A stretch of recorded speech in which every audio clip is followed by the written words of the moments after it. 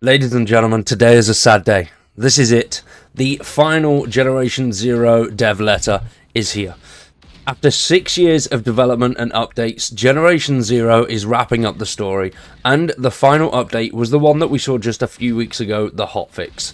Now, the Showdown update was the final massive update, which included loads of cool stuff and new DLC, and it was relatively enjoyable, but now that is it. It's all wrapped up and it is all over.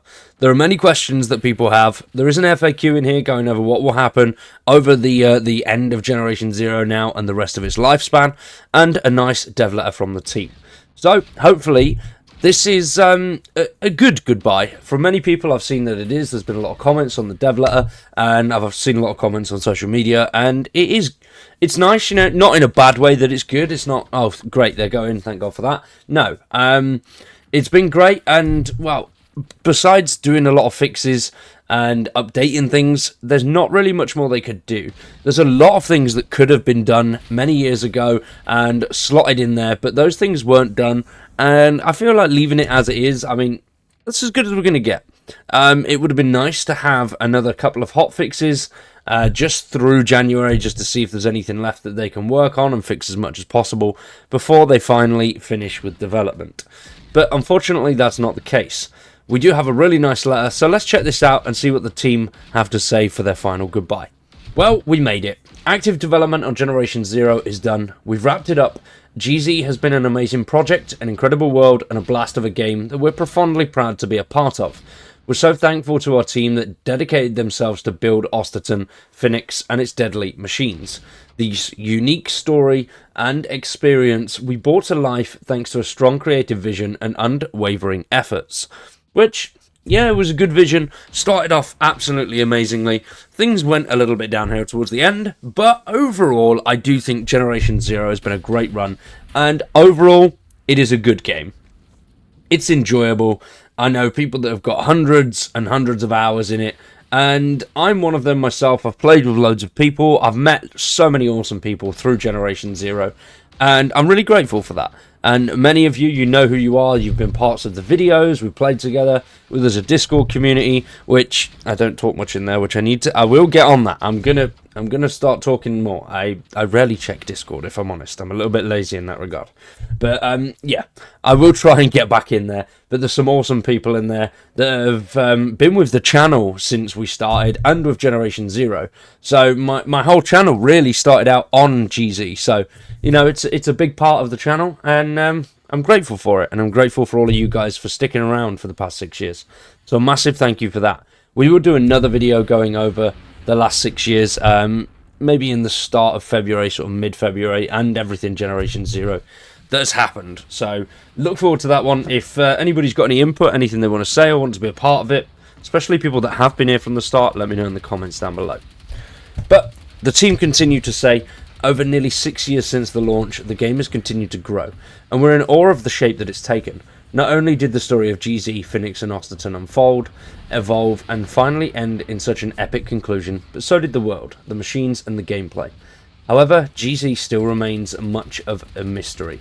Questions surrounding the future of the machine network, the fate of Balshikov, and the significance of Geneva and Boston remain unanswered. For now, we're hoping elements like the rivals, tyrants, base assaults and defences, bikes, companions, and experimental weapons do keep you in the fight. If that's not enough, there are still many hidden secrets across Osterton to discover with your friends. We've even heard rumours of something called the Swedish Space Programme, for those brave enough. Now, we all know what the Swedish Space Programme is. It's beautiful, and we do need to reinvigorate it. It's a beautiful thing. There's just as many canisters as you can humanly muster, and launching yourself as far as humanly possible. And there are so many people that have done it. Back in the early days, it was done to get into the new islands, and it was loads of fun. And then it just became, let's just see how fucking high we can go. And it takes a while to do it, but it's fun to do. The team say that they started development in spring of 2016, during the last stretch of Hunter Call of the Wild, amid a regular play session, crawling around the digital fields of our in-game hunting reserve. There was an undeniable feeling of nostalgia. It echoed back to childhood days playing Krieg, or War, with make-believe weapons and hearts full of adventure. Through the 80s, Cold War Sweden might have been worrying for adults. We remembered it as magical. Our society was built around a collectivist spirit, from military to civil defence. There was a constant presence and reminder that everyone had a part to play if shit hit the fan. And at the same time, we were open to and eagerly consumed American movies, TV and comics, absorbing one power fantasy after another. The dichotomy resulted in a sense of responsibility and invulnerability, not unlike young characters and the player avatars of Generation Zero. This nostalgia became the cornerstone of Osterton and beyond, perfectly balancing reality with imagination. We poured our hearts into this world, and now we're reaching the end of one of its stories. We're thrilled by the stories, mysteries, tributes, Easter eggs, and more we've been given the chance to create with you, the players, by our side.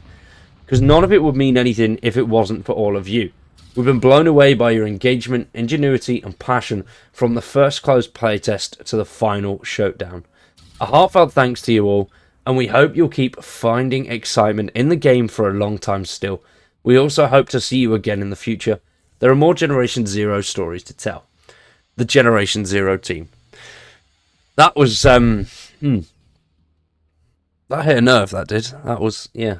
I almost shed a tear there. I think doing my final roundup video there, I might shed a tear in that one.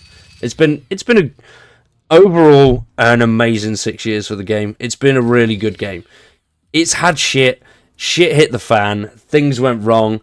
It wasn't the best at times, but overall, despite all of that, it's been great, and it's been a good game. It's been enjoyable. I do hope that a lot of the original devs, I don't know how many of them are still in Avalanche or still in Systemic Reaction, or whether they've gone, but people that created the original idea and brought the original thing to life, I do hope a lot of those guys are moving on to bigger and better projects, and there is something from them in the future somewhere. I do hope that. But for that, there's an FAQ to go over what may be coming next for the community and for the game itself. Well, no more active development means that there are many other projects in Avalanche which need the team. So there's going to be no more updates or support for Generation Zero going forward. You'll still be able to buy and play the game as normal. Nothing will change in that regard. There'll just be no more updates. Multiplayer will continue to work as it is, and there'll still be FMTEL missions, daily quests, and occasionally special events that will go live. Now, that is quite good. I'm glad that they're going to continue with the special events and the FMTEL stuff and customer report related stuff. If you do want to know anything or need anything there, the Discord, forum, Steam, or the support page for Avalanche and Systemic Reaction themselves.